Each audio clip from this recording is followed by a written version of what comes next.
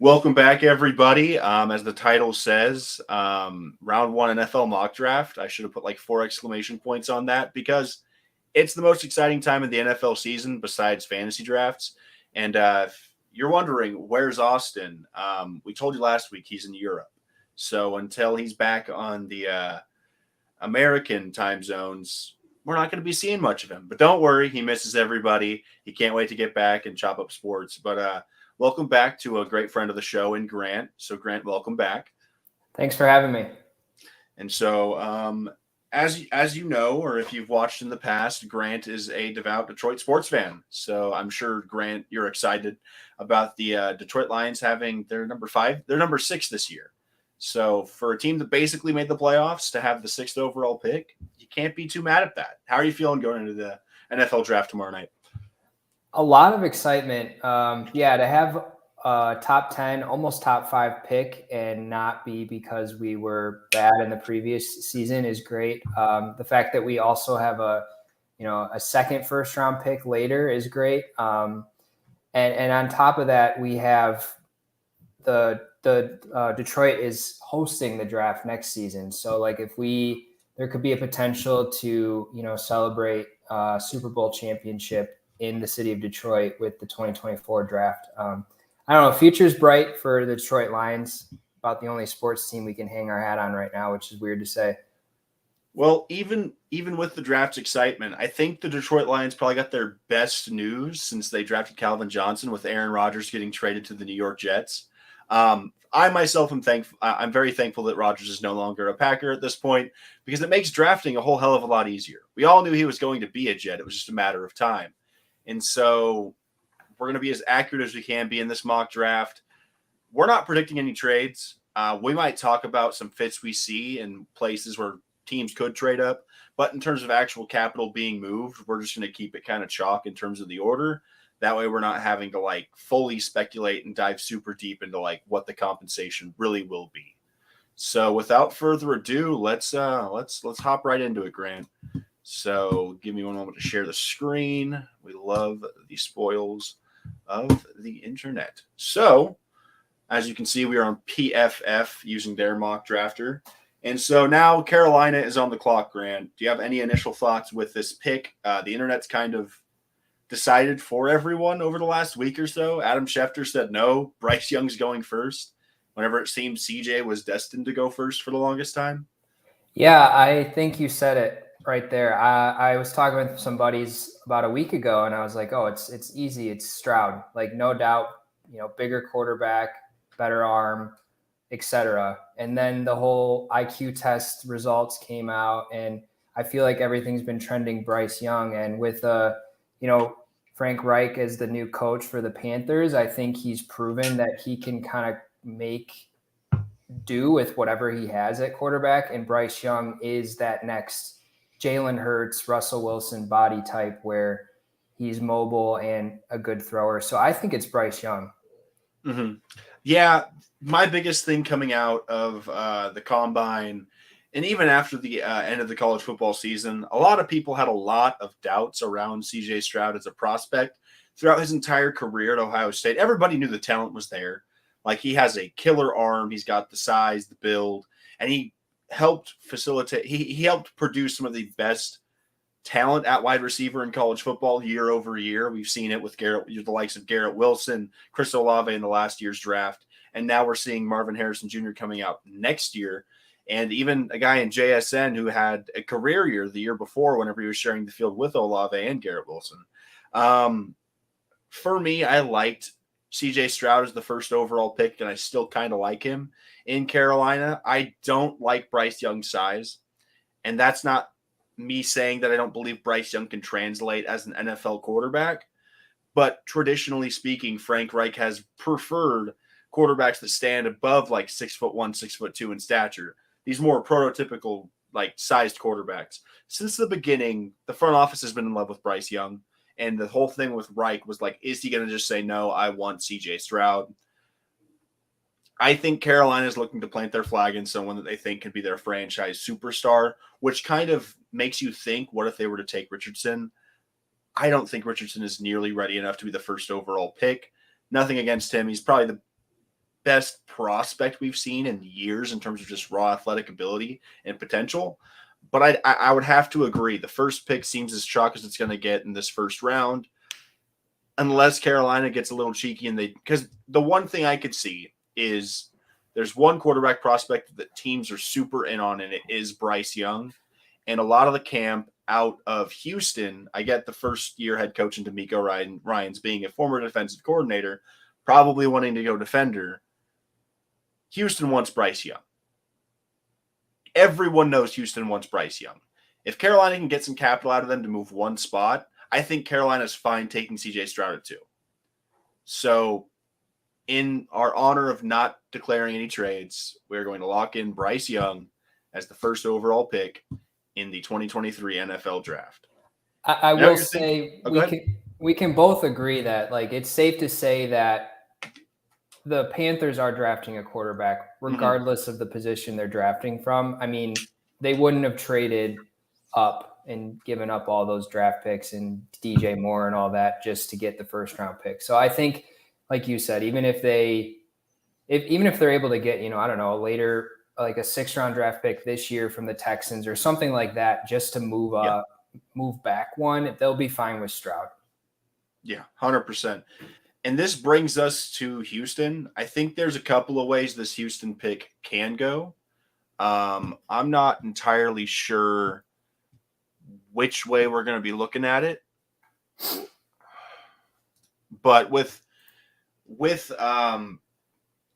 Houston right here, this team has some definitive needs in their franchise in general. Quarterback is the most glaring of needs, but I think Houston occupies this weird space in this year's draft because we all know the biggest prize coming out of college football over the last 3 years. We can all agree Caleb Williams is probably the best quarterback prospect to come out in the last, give or take, 3 years. So counting this year, the year before, and then Caleb Williams, whenever he's going to come out. He is the crown jewel. It's tanking for Caleb Williams next season, and it's not going to be close for anybody else, aside from Drake May, if he can somehow put together what he did last year and then some. The Texans are bad. A quarterback's not going to fix the Texans. Will Anderson is not going to fix the Texans. And I think with Davis Mills at quarterback next year, they could be bad enough to have a shot to get Caleb Williams. But then again, I'm not sure if D'Amico Ryans believes the team's going to be that bad next year. And that's the question we're going to see out of these top 5 picks. What teams can truthfully say in their hearts, well, do we have the shot at the quarterback next year? So for me, I like CJ Stroud too. I think he's a definitive upgrade over Davis Mills. And with the 12th pick, I think you could pair a guy like CJ Stroud with an elite receiving talent. Because now I understand the Texans, they have Robert Woods. They have Nico Collins. John Mechie's coming back from his cancer treatments. He just showed up to camp, I believe, today. And they traded up for him in the 2nd round of last year. So this receiving corps isn't completely terrible. And they just re-signed Laramie Tunsil. So if you take Stroud, you can get a top-tier defender. You can get another weapon for him. I just think C.J. Stroud is probably the best the Texans are going to get unless they're willing to gamble for the shot at Caleb Williams. And like I say, nothing is guaranteed in these drafts. There's a reason why Trevor Lawrence isn't a New York Jet. There's a reason why Joe Burrow isn't a Washington Commander. Because if you're leaving it up to chance, odds are it's not going to really roll into your favor. Right. Yeah. No, I'm with you. I think it's Stroud. And to your point too, they have a pick 10 picks later. So like if they get the quarterback, they can find someone on defense or a wide receiver to supplement Stroud. And who's to say like Stroud could be one of those guys that like just adapts really well to the NFL and their division, the AFC, what is it? The AFC South. Yeah. I mean, the Jaguars prove that they're decent, but like their division is winnable. Like if Stroud hits his stride is what I'm trying to say, they have a chance at winning that division. So like necessarily do they need to tank for Caleb Williams? I think Stroud is better than people are giving him credit for. The problem was, Michigan beating Ohio State back-to-back years and just not the Ohio State standard is so high that like Mhm. with the talent he had and he didn't live up to the expectations that Ohio State had. And I think that's what's hurting him. But I think Stroud's the obvious pick. And everyone's like, oh, it's not going to be a quarterback draft. But I wouldn't be surprised if it goes quarterback 1-2. Yeah. For me, in Houston's situation, they would need everything. They would need to basically tank the entire year next year to be as bad as some of these other teams may be next season, because there's a lot of fluctuation even between just normal divisions in football.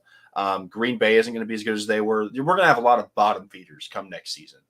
So I personally am going to lean CJ Stroud at pick 2. I think if the Texans didn't go CJ Stroud, it's probably a Will Anderson type. But I'm going to lock in CJ Stroud just for the sake of Houston needing that cornerstone franchise quarterback. And for me, he's a back-to-back Heisman finalist. And if you needed to see anything else after his game against Georgia, I don't know what to tell you. He had the best team in college football over the last 2 seasons on the ropes, and all he needed was one kick from his kicker. Not his fault. Incredibly terrible situation to be put in.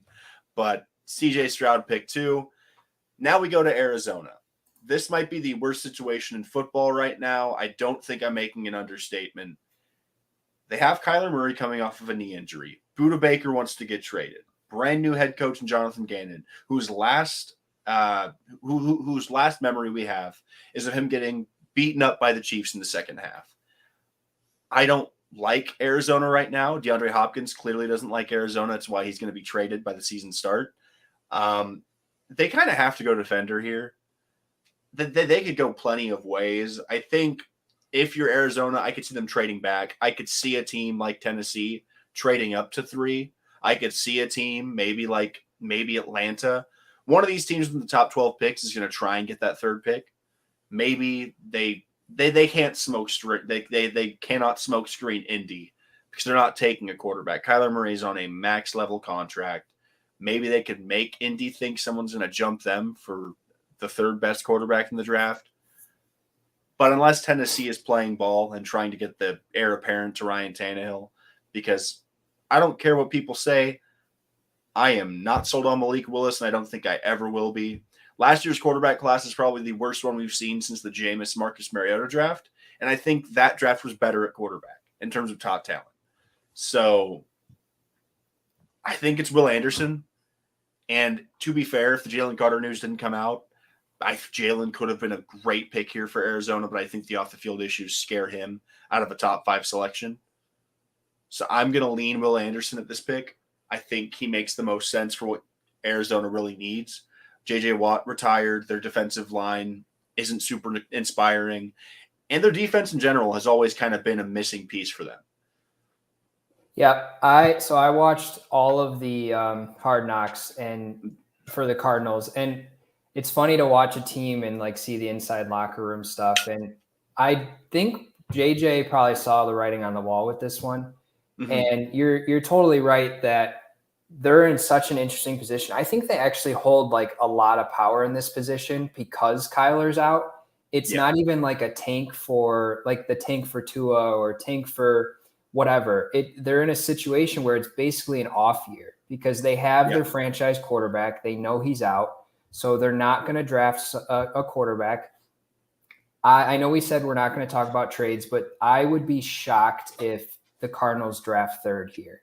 Yeah, I don't think they're making the pick. I think my biggest thing about, not to cut you off, my biggest thing for Arizona and a reason why I think the Texans need to draft quarterback this year, who's to say Arizona doesn't get the 1st pick next year? Right. Because Arizona trading back this year, getting more capital for this year and possibly next year, to pair that with having a terrible season, because I think the NFC West, regardless of how you cut it, is one of the best divisions in football. They're not going to win a lot of games in division. And I don't know who the NFC West is playing next year in terms of intra-conference play, but things could shake out really good for Arizona in a year where Kyler doesn't have to play because he's not going to be back till midseason. If you're already 1-7, 1-8, I don't bring him back until the year after. There's just no point. Right. So I'm picking up what you're putting down. I don't think Arizona is going to make this pick, but in terms of how we're structuring it, if they were to make this pick, I think Will Anderson is the only answer at 3 in terms of what Arizona needs. They could maybe go to Devin Witherspoon, but a corner at 3 in a class like last year it was justifiable. Stingley and Gardner were two of the best corners the nation had seen in a couple of years. And I don't think we have that guy in this class. That's why we've seen so much shaking between CB1 and CB4. You got Banks, Porter, Witherspoon, and Christian Gonzalez. And then you add Emmanuel Forbes into the mix along with Akili Ringo.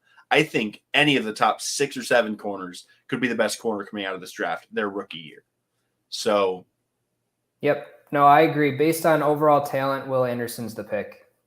And so, Will, you are locked in. I'm not going to spend a lot of time on this pick.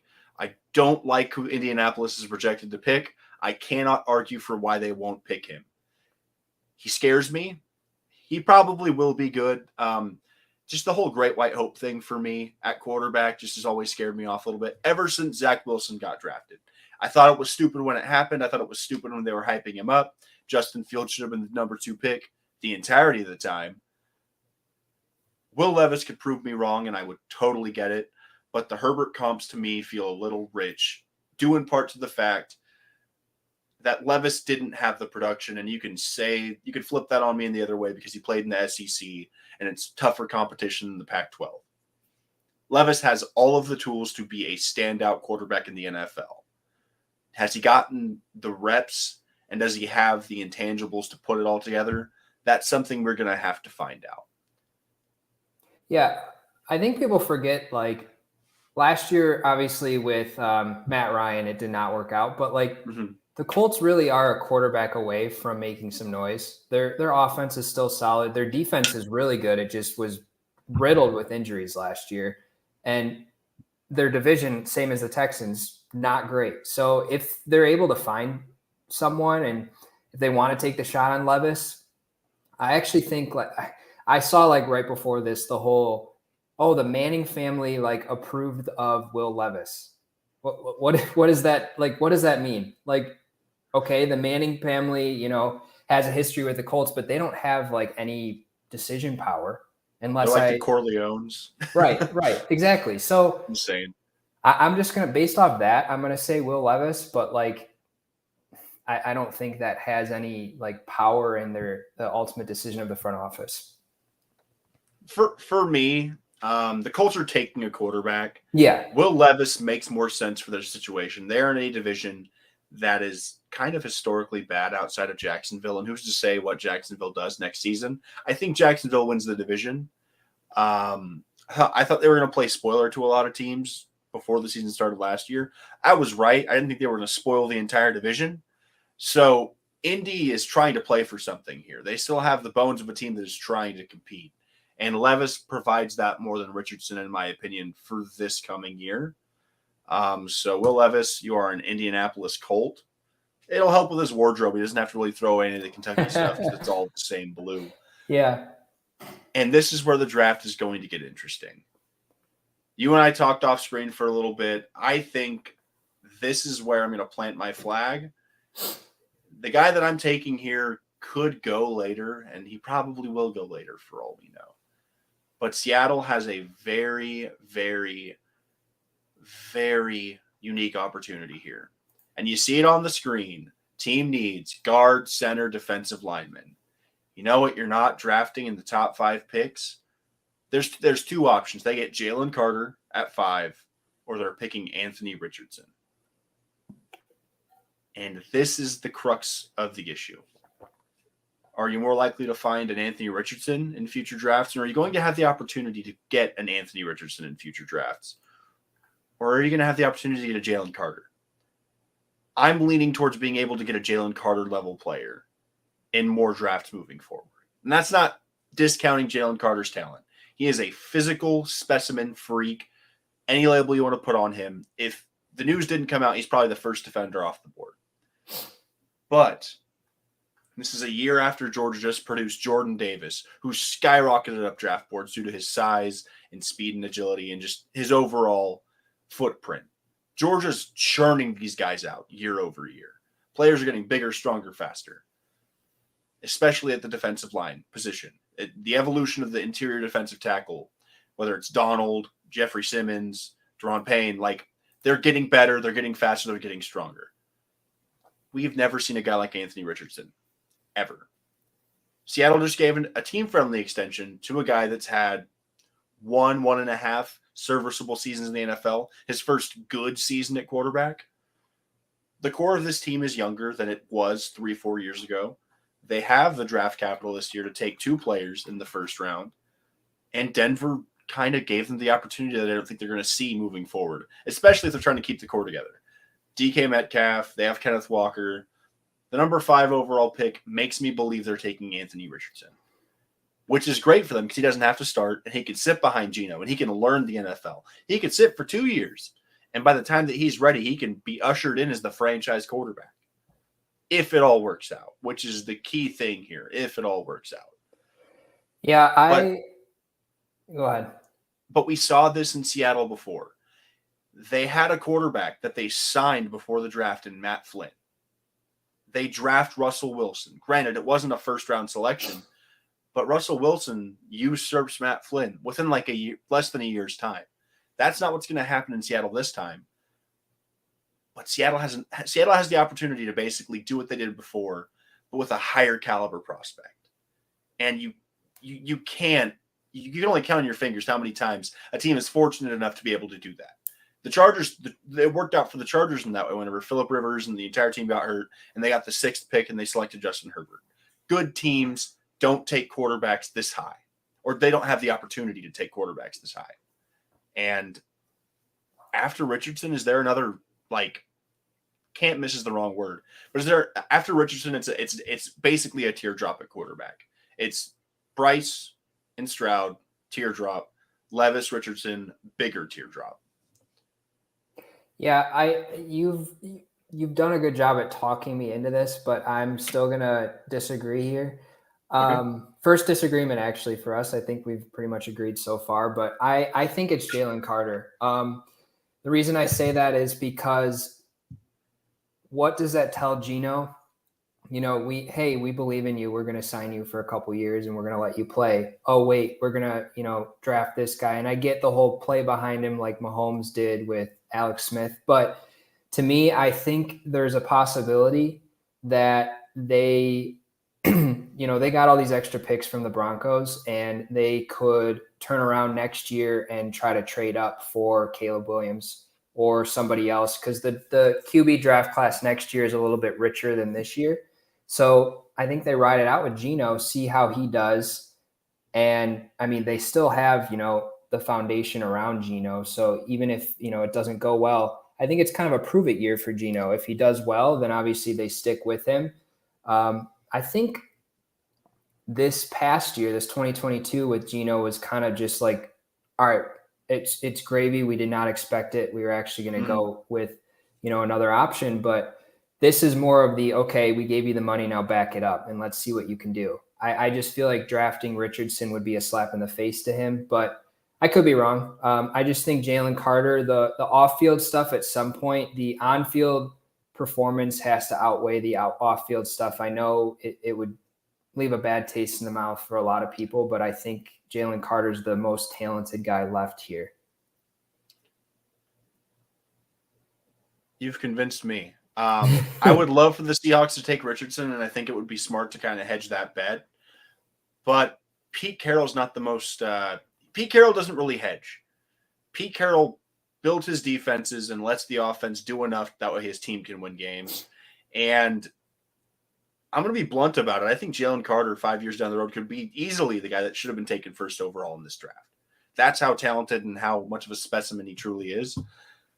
Anthony Richardson is the flashy pick here, but the smart pick definitely is Jalen Carter. We're going to lock in Carter at 5. I think a big thing that people have mocked is Carter falling all the way to 9, which totally could happen. Chicago could get the guy they were going to take at number 1 anyways. But to the fans of Chicago, you already have DJ Moore, and defenders don't like to stay there all that often anymore. So Jalen Carter at 5, it is. And now I'm going to give the floor to you and let you brainstorm over what you think Detroit should do with this pick. So I don't really get Pro Football Focus's needs of a wide receiver. Tight end makes sense, but you're not taking one of the top 2 guys in the top 6 picks this year. There's no Kyle Pitts. Yeah. I actually, usually I'm pretty confident on what we're going to do, but Brad Holmes is like unpredictable in a good way. Like Mhm. the whole Jamison Williams thing last year, no one saw that coming. So I wouldn't be surprised if we go, and again, I know we talked about not trading, but I wouldn't be surprised if we trade this pick. But if we don't trade this pick, I actually think it's going to be one of the top two guys you see listed there, Witherspoon or Skoronski. Um, Historically, the Lions, biggest hole has been defensive backs, and we went out and traded and acquired a couple guys. I'm sorry, not traded, but acquired a couple free agents this year to strengthen that, and then let Akuda go. So there's definitely emphasis on getting the corners and safeties to be stronger. And if we draft Witherspoon, that would help. But I also see the argument of just our strength right now is offensive line. Why not make it even better? And if a guy gets injured, then we have a sixth guy to rotate in. So I'm actually leaning Skoronski here. It's not a sexy pick, but it's a safe pick that's just going to make that offensive line even better, especially when you've got a guy in Montgomery who's, a receiving running back, and you're going to be running a lot of screens with him. You want to have a tackle that can pull and run downfield and pancake some guys. So I'm leaning Skoronski. So I appreciate your knowledge on the Lions and the depth that you go into and the explanation for the picks.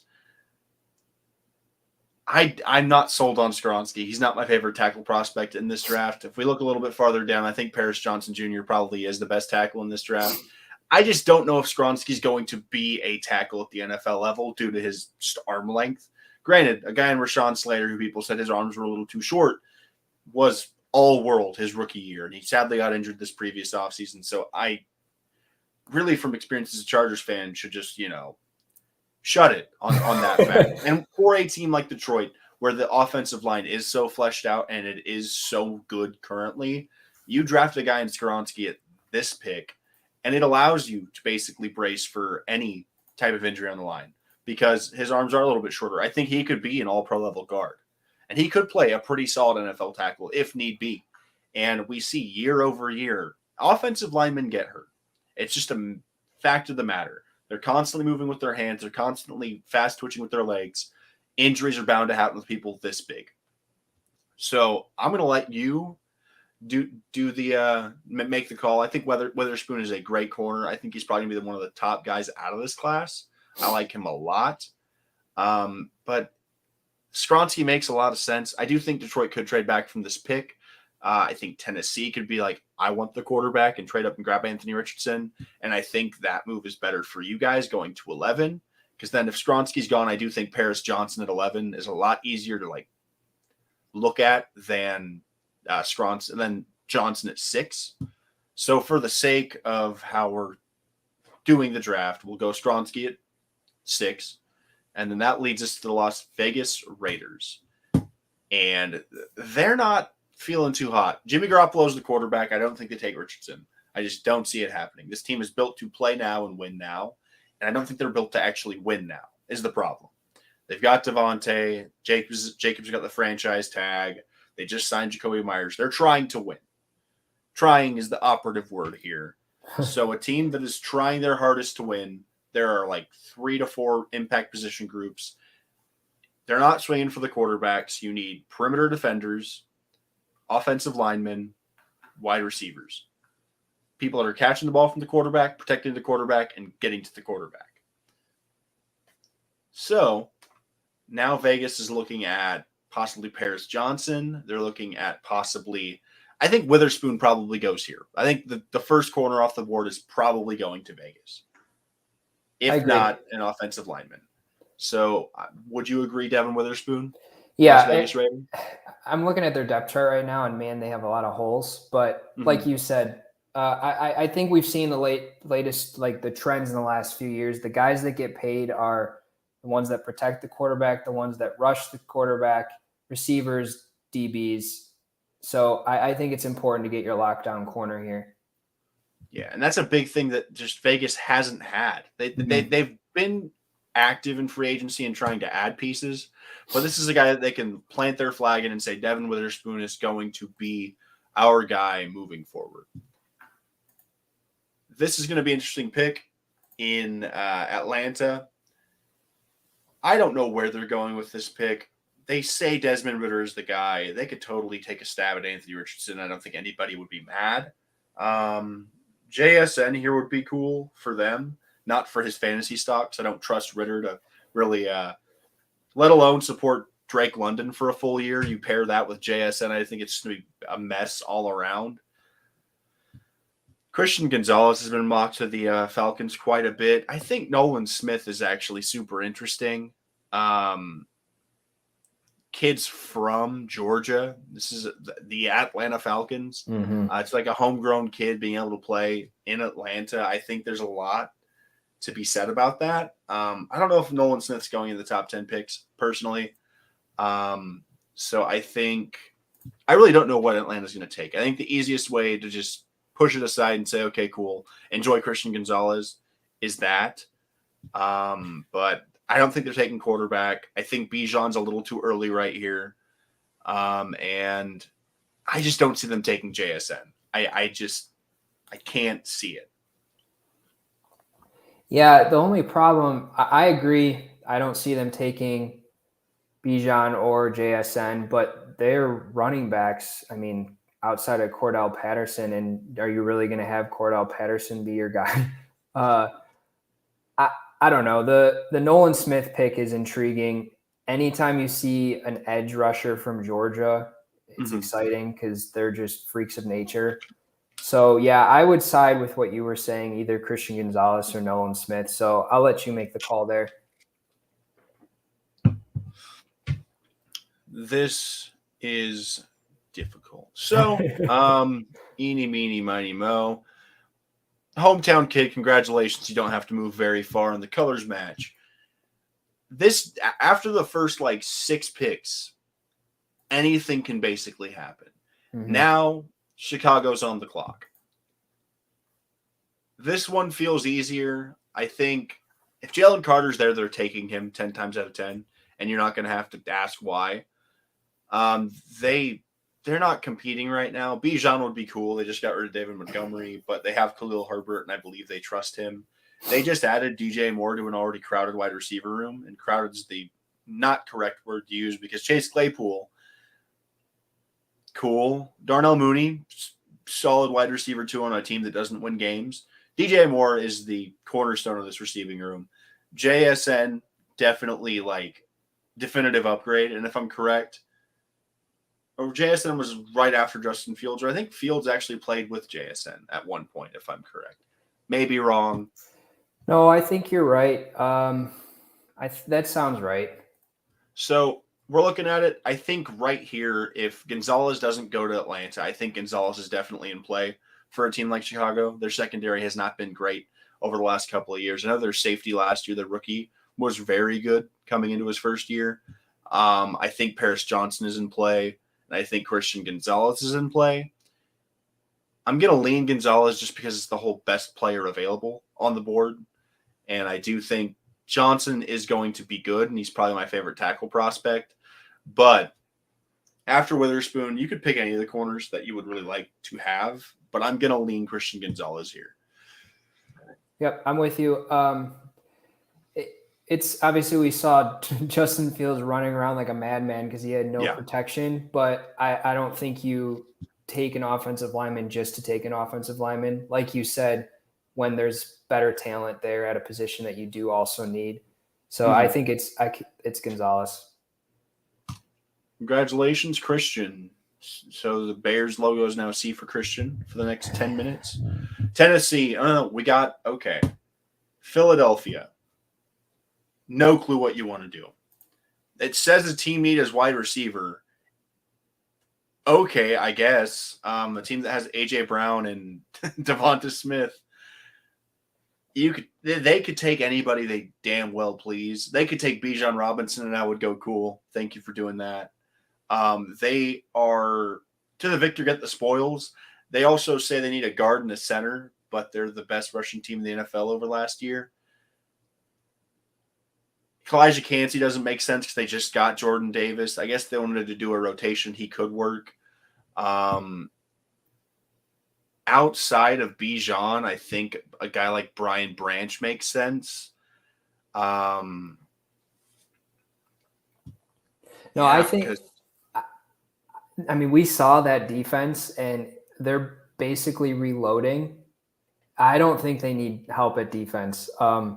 Their depth at defense too, it's insane. Like especially at the line, they're like 7 or 8 deep and they just rotate. I don't know. I'm blanking on his name. Who the running back last year that they just let go. Miles Sanders, new Carolina Panther. Yeah. Yep. So it's like Rashad Penny and that's it. But like they also like to just rotate at running back. So it would be weird. It would be weird to draft Bijan there and then rotate him when he's so talented. But again, JSN doesn't make sense because they're loaded at receiver. I'm really not sure what they're going to do here. I think I would lean though Bijan just because again he's the most talented, and why not make your offense even that more explosive? Yeah, because there's not a whole lot they really need, and it maybe if Kelsey was a year older, but you're not taking a center in the top 10 picks, at least in this draft. You're not taking a guard in the top 10 picks in this draft as well. I could see them trading out of this pick personally. I think number 10 is a little rich for their blood in terms of what they need. But for the sake of this draft, I'm just congratulations to Bijan Robinson.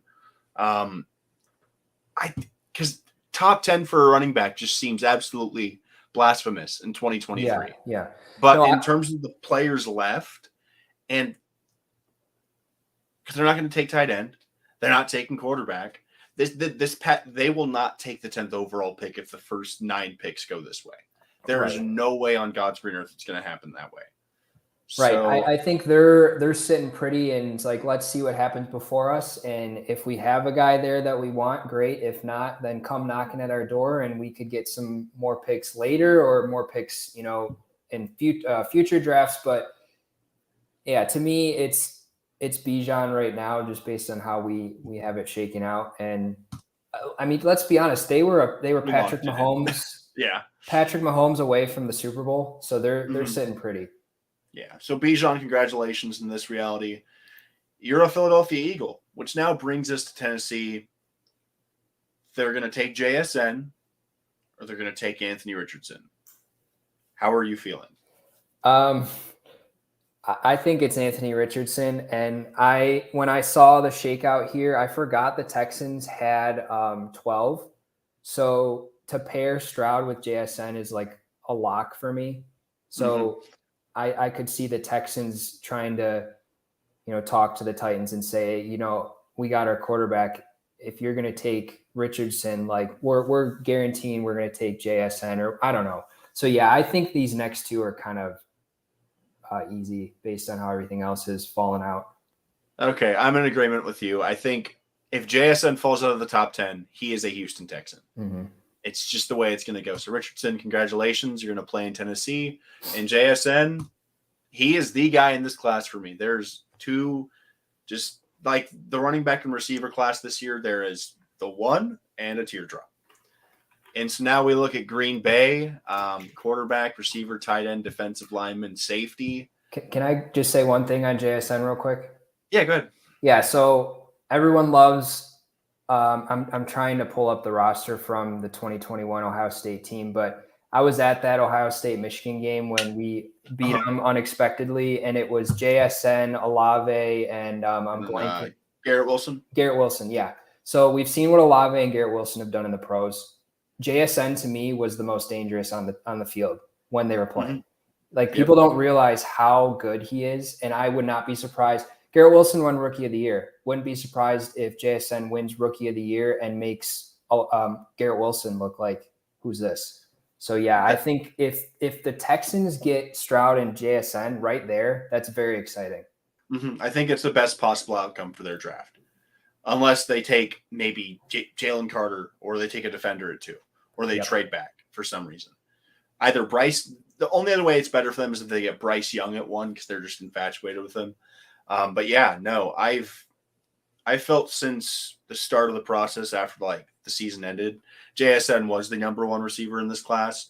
And another thing to look at is the last time we had a receiver that got drafted in the first round and came off a year of rest, he kind of lit the world on fire. Jamar Chase is a far more elite athlete than JSN, But I don't think there's a more complete receiver in this class and even last year's class than this guy. He can do absolutely everything. And now we're at Green Bay, quarterback, receiver, tight end. They're not drafting a quarterback this year. This is Jordan Love's year to prove that they have something, or hopefully they're bad enough to get Caleb Williams. Is Kincaid the right pick here? Robert Tonyan's out of town. They already have Christian Watson. They could go for a receiver here. Quentin Johnston's on the board. We could see, let's just look at position group. Addison, Johnston, Flowers, Downs, Nathaniel Dell.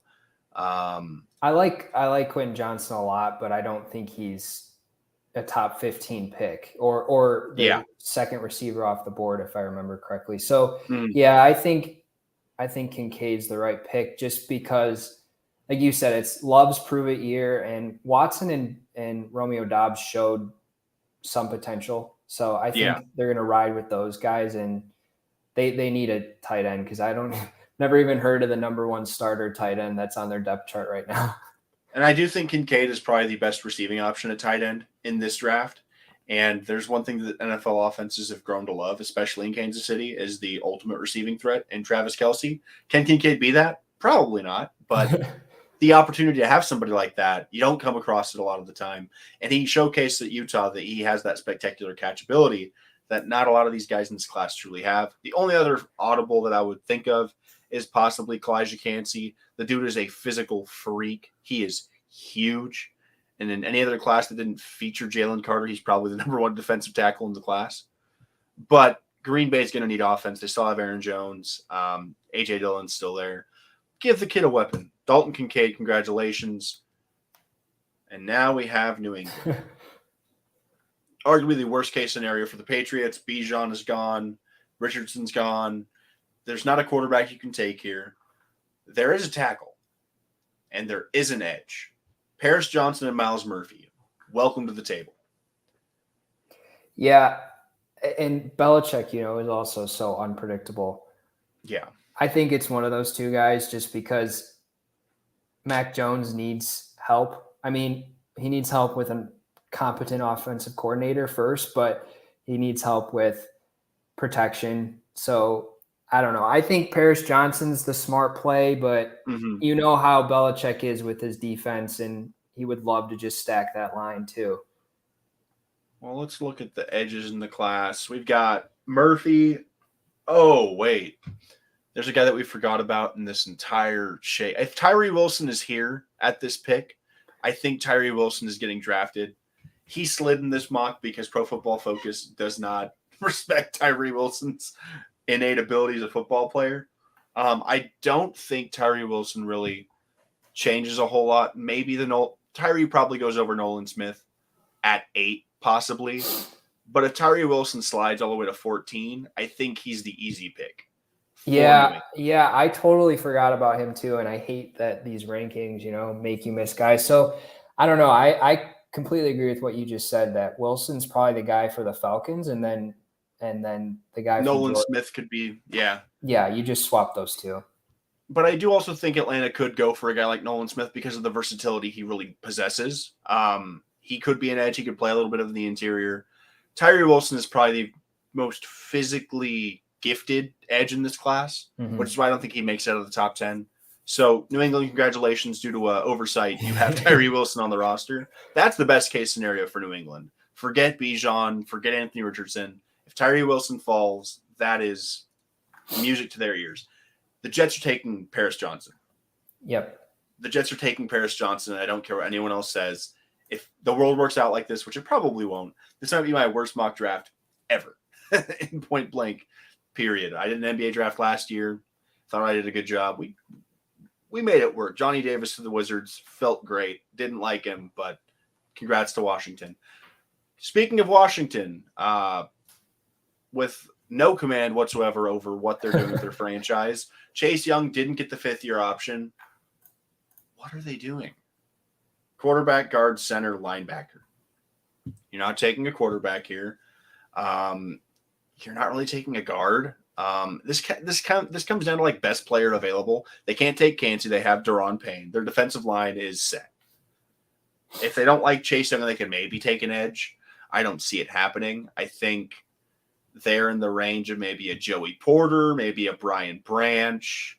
They're not going to take Michael Mayer. Deontay Banks also could be the pick here. I think Banks is probably the pick for what their team is and what's left on the board. It's definitely one of those DBs because, like you said, their D line is loaded, but man, they are a poorly run team. They're like the Rockies of the NFL right now. I'm going to go with Joey Porter or Deontay Banks, one of those two. I think Deontay Banks is the right pick, though. I think Deontay Banks is the right pick, which leads us into Pittsburgh. They should take a tackle, but there is a teardrop after we hit the point where Paris Johnson gets off the board. There's 2 tackles in this draft that I think are going to be instant impact guys, and Skronsky might just be a guard. Who knows? But he's going to be good where he's playing at. Joey Porter's the pick for Pittsburgh, and I don't think there's going to be much thought to it outside of that. I think Joey Porter slides into that secondary beautifully. You already have Minka at safety, so you don't really have to worry about the other side of the safety. And Joey Porter, early in the draft cycle, was people's arguably their cornerback one. Witherspoon really kind of gained some forward momentum over the last 2, 3, 4 weeks, last month. But at the start of the whole cycle, Joey Porter was considered one of the top corners to get off the board. So I think personally that Pittsburgh is going to go after a guy like Joey Porter. Yep, I agree.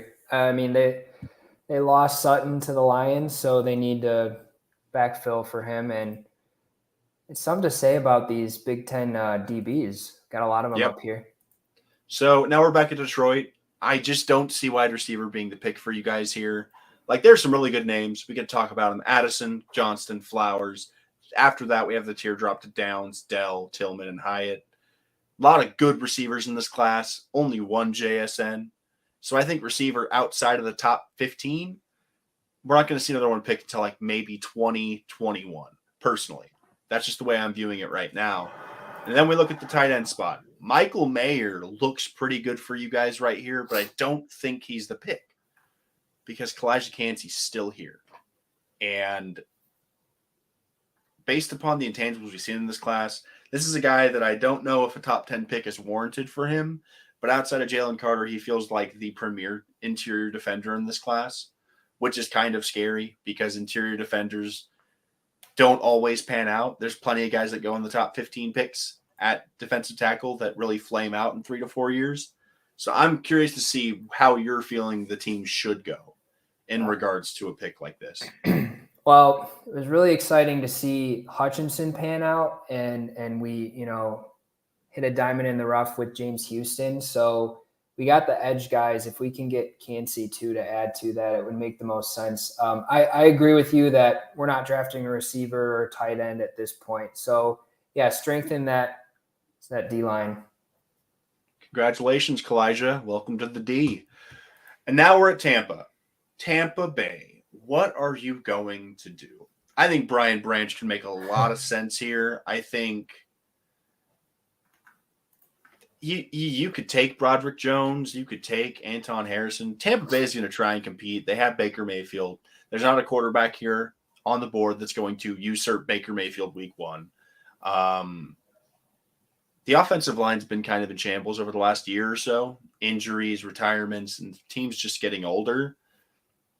Regardless of who's going to be starting at quarterback the next 3-4 years for Tampa Bay, you're going to need somebody to protect him, and you have to start building those pieces gradually. It's what Dallas did with their offensive line when they had Tony Romo, and then Dak Prescott inherited it. It's what the Chargers did in back-to-back drafts. They went offensive line. Tampa has the weapons. There's no running back here that I'm taking in the top 20 picks besides Bijan. If Bijan were here, he could make sense. But outside of a Brian Branch, they don't even need a Miles Murphy. Michael Mayer's cool. He's probably the best name for Tampa. But offensively, they already have Chris Godwin. They already have Mike Evans. They still have Keyshawn Vaughn. Or not Keyshawn Vaughn. What's his name? They have Keyshawn Vaughn. Keyshawn Vaughn, yeah. They have – I don't know. Their running back room is weird. And they were the worst team per play in rushing attack last season. Their offensive line was god-awful. So it's just a matter of Broderick Jones versus Darnell Wright for me.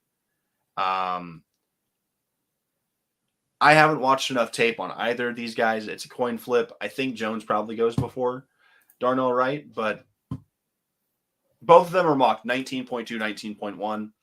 So unless you're against Darnell Wright, I'm probably just going to lean Darnell Wright because he has that 0.1 advantage over No, Broderick Jones at tackle. that's fine. I was just going to say I wouldn't be – I don't know. Michael Mayer there, they don't really have a good tight end. It wouldn't surprise me. But, like, to your point – They do have Cade Otton, okay. who was pretty decent in spots. Yeah, and you can't throw to your tight end if you don't have time to back, get back up and from shotgun or something. So, yeah, your point is valid. Where it's weird that they went from like the best offensive line in Brady's like first year to the worst offensive line. It's just crazy how quickly that can change. But are you? What are your thoughts on? I'm just throwing out this idea. Hayden Hooker here. Hendon Hooker? Yeah.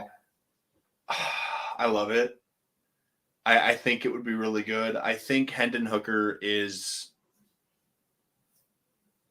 I think Hendon Hooker, looking at the last couple of picks, I think Hendon Hooker at 16 makes a lot of sense. We kind of oversaw that. Again, I think Washington's in that weird scenario where they could be bad enough to possibly get a Caleb Williams. Right. I think Hendon Hooker can make a lot of sense. And I think he's the last option we have in the rest of the first round to take Hendon Hooker. So do you believe Hendon Hooker is a first-round quarterback this year? Yeah, I think he gets picked because those first four – I don't think he necessarily gets picked here, but I think he gets drafted in the first round just because you see those first four guys probably go within the top 15, and then there's going to be another team that's like, oh, shoot, there's a bit – like you said, there's those four guys, then there's a jump, Hooker, and then there's a huge drop-off. So if you want your quarterback, you got to pick him, but I don't know, like – I also wouldn't be surprised if like the Bucs just say, let's ride with Baker and see what happens, because he's shown flash in the pan and he hasn't really had a full fair shot. Yeah. And I think a big thing for Hooker is he's older. He's 25 years old. Mm-hmm. I think that makes sense for Tampa. This is a team that is ready now to play and try to win. So you're leaning Hooker now? Their top need is quarterback. And I do think I really flubbed it up with Deontay Banks. Deontay Banks is going to be good for the Washington Commanders, and I think he's the best pick for them. Their secondary always seems to be lacking behind their defense. This one's up to you. If you want, let's go Hooker. Let's go Hooker. I honestly don't think we. I don't see Washington picking him there. I really don't. Because they do have Sam Howell, and Heineke's still under contract. I agree. I think Hendon Hooker to the Bucs makes a lot of sense, and I think if he hits, I think the Saints are pretty scared going into next season. Yes. Because New Orleans has been holding on for dear. If Tampa doesn't take Hooker, do not be surprised if the Saints are kicking the tires in a Hendon Hooker in the first round, because we know who Derek Carr is. I don't think anyone's going to be surprised at the outcomes in New Orleans. Just me. Seattle, guard, center, defensive lineman. We had Seattle take – they went Jalen Carter, correct? Yes. Seattle went Jalen Carter, and so – I think a Miles Murphy could go here. You get two defensive stalwarts, because let's look at the edge prospects and just kind of think, how's Pete Carroll going to play this? Lucas Van Ness is a good prospect. He was rising up boards for a while here. Miles Murphy's the better athlete on paper, because they already got the guy in the class at interior defensive lineman. I'm not totally keen on the edge rushers in Seattle. I could pull up their depth chart right now. It's Nwosu, Jordan Brooks. I mean, they got Bobby Wagner back as their middle linebacker. But, yeah, outside of Nwosu, it's not super. I think their offense is pretty much set. I think they could probably get a receiver in rounds 2 through 3 to complement Lockett and Metcalf. in terms of the fit, I think Miles Murphy makes the most sense. And that's nothing to knock against Nwosu. He's been a great hustle player. Right. But you can get a blue chip prospect in the first round, and he's not even your first pick. I think Murphy makes a lot of sense for the Seattle Seahawks here. Yep, I'm with you. And here we go. Los Angeles Chargers, you are on the board. This is the best case scenario for the Los Angeles Chargers.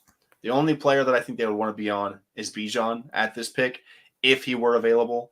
I think if Bijan's at 21, it's really interesting because of the Eckler controversy and just resetting your running back schedule with Herbert's contract coming up. They have to go receiver here. It's just the way it's going to have to go. Michael Mayer is a great tight end. Like the guy, I think he's going to be a solid pro, but it's going to be Addison Johnson or Flowers. Mike Williams is a huge target, vertical threat. Can't stay healthy a lot of the time. Quentin Johnson fits that mold of a vertical target. I think out of these three guys, the one that's going to have the biggest impact immediately on the Chargers is Zay Flowers. Zay Flowers has a combination of skills that the Chargers do not have at wide receiver in comparison to Jordan Addison and Quentin Johnston.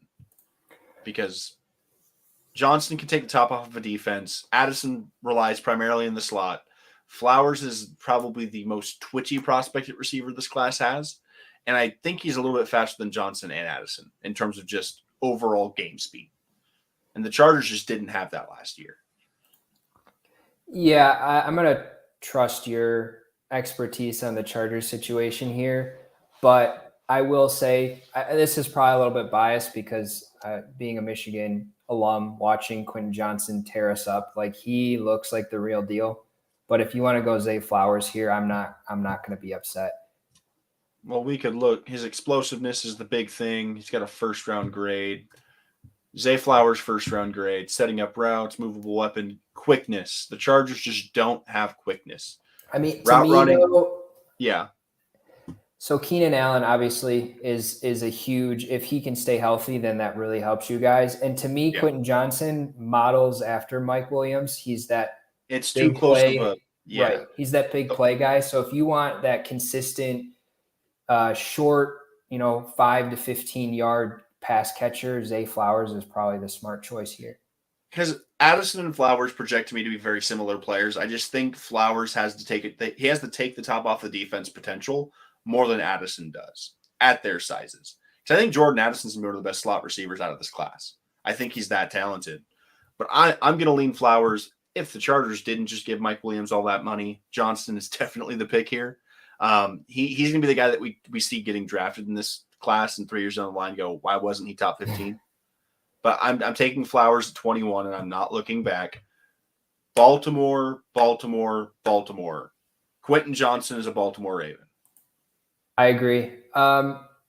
Is it? So what's the situation with Lamar right now? Do we know, or? He is on the that they have tagged him. Okay. But the way that the tag works is if any team were to sign him, they can either match that offer or get 2 first-round picks in return for Lamar Jackson. Okay. So Lamar Jackson is going to be a Raven for at least one more year, unless the team is saying, we'll just give him a fat contract. And then, because no one's willing to give up 2 first-round picks for Lamar Jackson, because then you're going to have to pay him a monster deal. There's just no way to build around that. So Lamar is going to quarterback for the Ravens or sit out this year. It's just fact of the matter. And I think he's proven, like, get me receivers, get me help. And I'm sorry, but Odell's not that help. Like, he's great, but is he really going to return to what he was before? So I think I think Quentin Johnston's the pick here. So Quentin Johnston, congratulations. Minnesota, what will we do with you? Jordan Addison makes sense. I don't know if he's going to go here. This team is really flirting with a regression that is scaring me. Their defense is not going to be as good as it was last year, and I don't think that's an overstatement. The offense is already pretty good. They definitely need a receiver in this draft. I just don't know if they need a first-round receiver. Because outside of the Addison, I don't think the fall off from Jordan Addison all the way down to Josh Downs, I think a guy like Cedric Tillman is going to be very talented in the league. Marvin Mims has talent. Jalen Hyatt has the ability to be take the top off the defense receiver. But at the prospects we're seeing right here, Their offensive line is good. They're not drafting a quarterback. Who's the best defensive interior guy? I think Emmanuel Forbes makes sense here. They could go corner, or they could go Jordan Addison. If they trust KJ Osborne to be the wide receiver too at this point, I don't know. But at the same time, who's the next best corner after Emmanuel Forbes? Keely Ringo?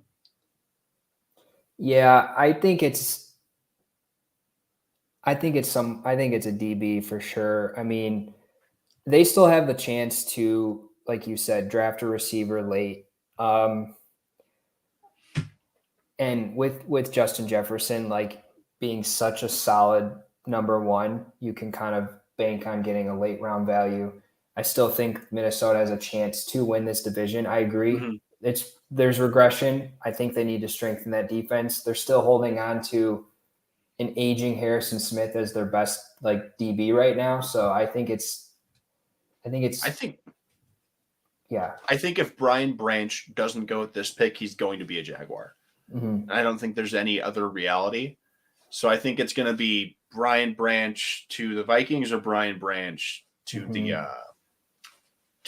the Jaguars. So this is just going to come down to, do they really need the safety this year? And I think Harrison Smith being there kind of deters them from taking Brian Branch. I agree. If I'm correct, they just lost Patrick Peterson this offseason. Yep. So let's go with Emmanuel Forbes. I think Forbes is the pick here. He's the next best corner. Brian Branch, any disagreements here? No, I agree. Brian Branch at 24 is one of the best picks in this draft. I think safeties are constantly undervalued. I remember whenever Derwin fell to the Chargers his year, there's always the first safety off the board tends to hit more often than not. New York Giants, Jordan Addison, and I don't think there's an argument for anybody else. No, I agree. If Addison was gone, it's Brian Branch. If like that's the way this New York thing is going. They need a receiver. They just physically need one. If they leave this draft out of the first round without a receiver, it's because Addison went before their pick. Right. They are getting the last guy out of the top 4 or 5. It's just the way it's going to work. Dallas. This is the worst case scenario for them. Actually, it's not. Michael Mayer, welcome to the Dallas Cowboys. But they would love to have gotten a shot at Bijan Robinson. That's the biggest thing I'm seeing here. Yeah, I think it's Michael Mayer too. And he's best available at this spot as well for me. Because that was the toughest thing for this spot. And if Mayer doesn't go here, I definitely think he's going to be a Cincinnati Bengal. So I think we're looking at Michael Mayer, the Dallas Cowboy. This sucks for the Bills. I've seen the Bills mocked to draft receiver numerous times. They need an interior defender, a linebacker, or a corner.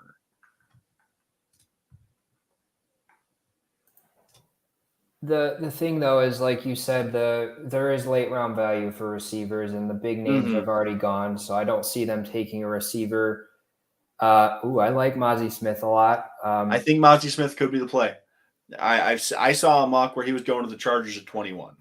So I think Mozzie Smith is definitely in play at this. I think Jack Campbell could also be in play. He's a guy that projects to be the top linebacker in this class. Yeah, they do need help. Sorry, I'm just looking at their depth chart here. I mean, Milano's solid, but outside of that, you don't have much at the linebacker position. And I mean, we're relying on Von Miller coming back. He's old and hurt. Ed Oliver is obviously solid. I think go ahead. No, I think it's either the D line or a linebacker here. So are we thinking? So I'll just pull up. So we're gonna go defensive interior, edge, and linebackers. This is the group that we're targeting. So I think it's going to be Van Ness, Smith, or Campbell. I think those are the picks. And I think the best available is probably Lucas Van Ness. And especially with Von Miller coming back off of the injury, Greg Rousseau is a very good edge defender as well. His length is just lethal. I like Van Ness a lot. I think Van Ness could actually play some interior with the way that he projects. I've seen him. People have kind of compared him to J.J. Watt at times, if I'm correct. Maybe mistaken. No, I think that's a good pick. So let's go Van Ness for Buffalo.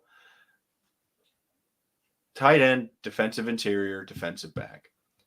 Tight end gets kind of thin after, not thin. Thin's the wrong word. The groupings are very tight. I think from Washington to Brenton Strange, you're going to find a lot of guys that are going to be serviceable at tight end in the NFL. Washington has the highest ceiling just because of how physically imposing he is and how good of a blocker he is currently. I think Washington could be the pick here. But then again, so we're looking at tight end, defensive interior, and a defensive back. So safeties, corners, and give me the tight ends. Thank you very much. So I think Mozzie Smith and Darnell Washington both have very compelling arguments. And then Cam Smith is the next best corner. I don't think Cam Smith goes in the first round. I think Manuel Forbes is the final corner to get selected. So do you want Mozzie Smith? Do you believe in Darnell Washington? I'm just surprised that they don't have offensive line as a team need. I mean, Joe Burrow's still getting sacked a ton, but maybe they did just sign Orlando Brown Jr. And I don't think the guards and centers are first round like caliber in this draft. Right. Like there's some really good second, third round guys at guard and center, but I'm not going to take a guy in the first round. It's the values at tackle this year in terms of offensive line. If you think a tackle could play guard, draft him. But no, there's not a single tackle prospect that's being drafted saying I want to play guard. It's not where the money is. I like the Darnell Washington pick here. Give Burrow another great option. He's the best blocking tight end in this draft, and the Bengals aren't super efficient on the ground. Right. Another way that this could go. Don't yell at me. I know it's a little crazy. Jahmyr Gibbs. Yeah. There's a guy in Joe Mixon that has tons of off-field issues, and there's a lot of guys that are saying that Jahmyr Gibbs is like the running back in this class. Don't believe him. Bijan is the truth. I don't hate Jahmyr Gibbs in this pick. Samaje Perine just left in free agency. He's a New York Jet. And is Joe Mixon really going to be on this roster come week 1? Yeah, it's a good point. And, I mean, running back from Alabama, you see that and your eyes light up because it's just a factory. And he's the best receiving back in this class. Yeah. I think his skill set adds another wrinkle to a Bengals offense that's already impossible to stop. Mm-hmm. Yeah. I don't know. We could try to take a sleeper here, and I'm fine with it, honestly. I think Jahmyr Gibbs is more likely to go in the first round than Darnell Washington, and that's what kind of makes me lean this way. Yeah, that's fair. So Jahmyr Gibbs, you are the second running back taken in the first round. It's a Christmas miracle. New Orleans Saints, they need a lineman, and there's 3 tackles on the sheet right now. You can go ahead and just move homeboy you drafted last year. I forget his name because he didn't play last year, and he's a hothead. It's going to eat me alive. Let me just look it up real quick. Let me see. New Orleans Saints. Man, this Trevor Penning. That's the name. I'm not going to wear it out. If this is the way this shakes out, it's going to be Will McDonald or one of these tackles. Oh, wait. We got a guard right here. We have the best guard in the class. I rest my case. Just give me Osiris Torrance. Yeah. Make it easy. That defense, you don't want to add too much to it. It's been the same for better part of a half decade, and it works. Mm-hmm. So we're going to go guard Osiris Torrance. Yep, that's good. Cool. Philadelphia. Mozzie Smith to Philadelphia. The rich get richer. You get another rotational piece of this defensive line. You could draft the number 1 center in this class and John Michael Schmitz.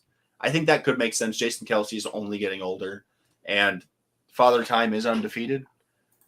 They're not taking a receiver here. They could probably take a receiver in the next couple of rounds.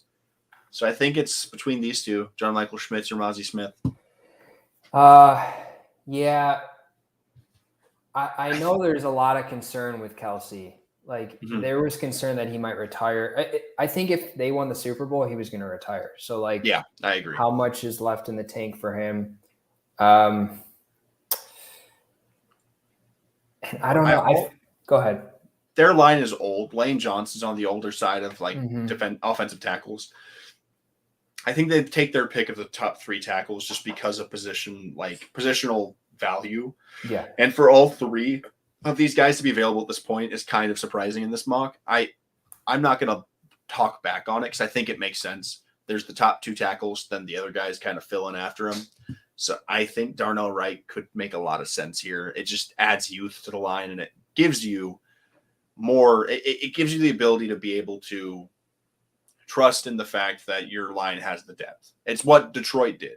You're going to be able to rotate guys and keep guys fresh and have the most dominant offensive line. And if Jahmyr Gibbs were here at pick 30, I think he could also be in the mix for what Philadelphia is doing.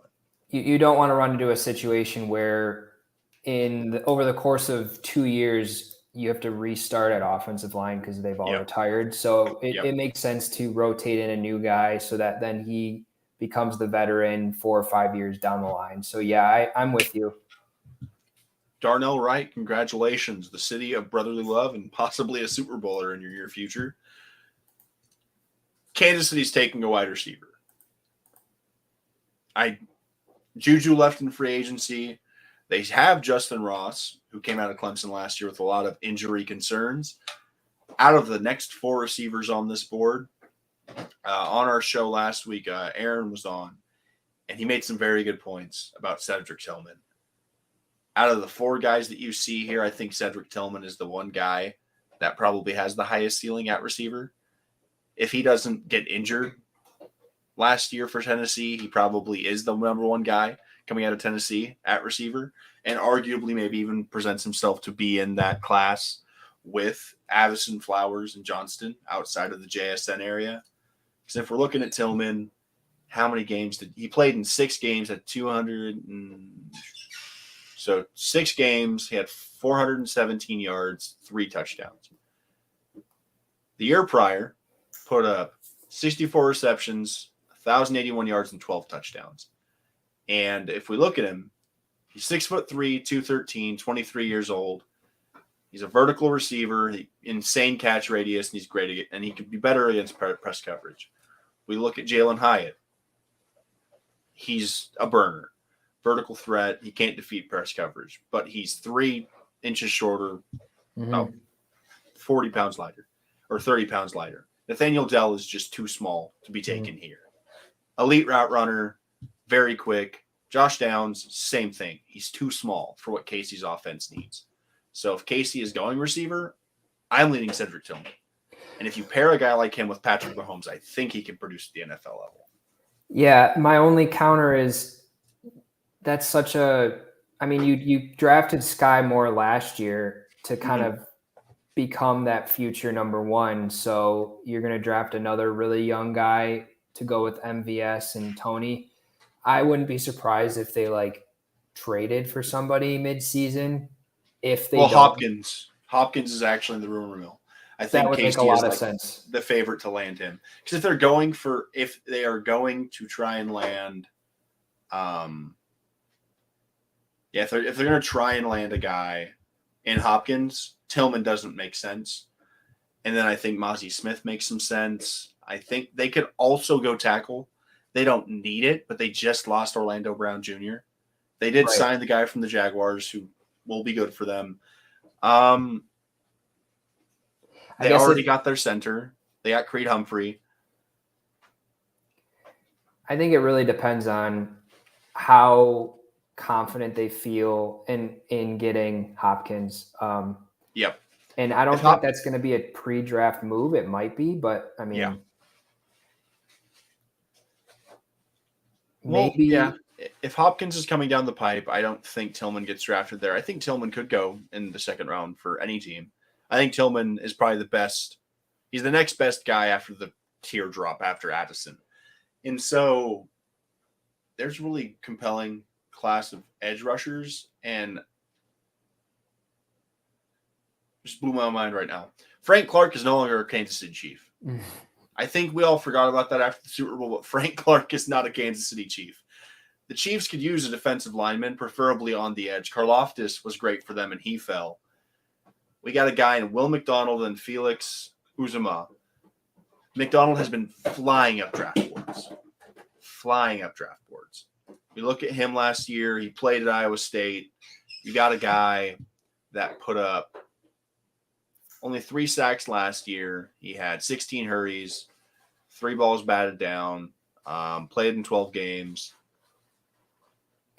I don't know. To me, I know we were saying like let's not assume trades and stuff like that, but like I would be shocked if the Chiefs didn't do something at receiver and not via the draft. Like I could totally see a world where Casey offers the Cardinals more picks for 2024 because they're kind of just like not tanking, but taking the year off with Kyler out. And then in return, they get Hopkins.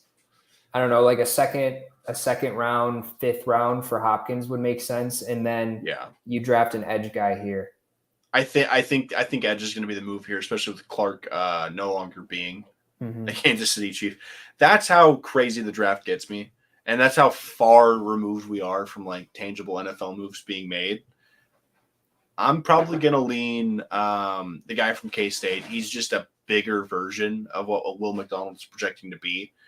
McDonald graded higher according to Pro Football Focus, but I think this dude's 6'3", 255, just put up 13 sacks for a Kansas State team.